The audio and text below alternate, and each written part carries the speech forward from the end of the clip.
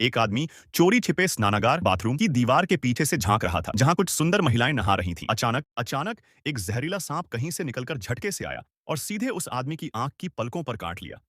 आदमी वहीं ढेर हो गया। उधर वो महिला अब भी मसाज का आनंद ले रही थी। उसे जरा भी खबर नहीं थी कि खतरा अब बस एक कदम दूर है। कुछ ही देर में कई जहरीले सांप पास के बाल्टी वाले पानी में गिर पड़े। बाथरूम की नौकरानी, जो यह सब नहीं जानती थी, वो वही पानी लेकर महिला को धोने आई और अगले ही पल, आह कितना ठंडा पानी है, बस इतना कहते ही पूरा स्नानागार अफरा तफरी में बदल गया। हर कोई डर के मारे इधर उधर भागने लगा और वह बेचारी नौकरानी कुछ ही सेकंड में सांपों ने जिंदा चबा डाला। यह देखकर मुख्य महिला शालू अपनी बेटी को उठाकर भागने लगी, लेकिन बाहर निकलते ही दो विशाल अजगर पाइथन रास्ता रोककर खड़े थे। एक मजदूर अभी दरवाजे से बाहर भाग भी नहीं पाया था कि अजगर ने उसे लपेटकर मरोड़ डाला। उसका शरीर रस्सी की तरह मरोड़ कर चूर कर दिया। शाचिंग यह देखकर भयभीत हो गई। वो अपनी बेटी को लेकर पास की अलमारी में छिप गई, पर दोनों ने राहत की सांस भी नहीं ली थी कि एक छोटा सांप अंदर घुस आया। वो उनकी ओर रेंगता हुआ चेहरे के पास तक पहुंच गया। शाचिंग ने जोर से चीख मारी और अलमारी से बाहर भागी, लेकिन बाहर का दृश्य देखकर वो सन्न रह गई। पूरा रास्ता सांपों से भरा पड़ा था। फिर भी उसने हिम्मत जुटाई, कपड़े उठाकर सांपों को भगाने लगी ताकि किसी तरह एक बाहर निकलने का रास्ता बना सके। लेकिन तभी सामने एक खतरनाक कोबरा फन फैलाए खड़ा था। शाचिंग ने मुंह धोने का टब उठाया और उसकी ओर फेंक दिया, फिर अलमारी को पलट दिया। उसके टुकड़े जमीन पर बिखर गए। वो ऊपर चढ़कर निकलने ही वाली थी कि ऊपर से एक विशाल अजगर ने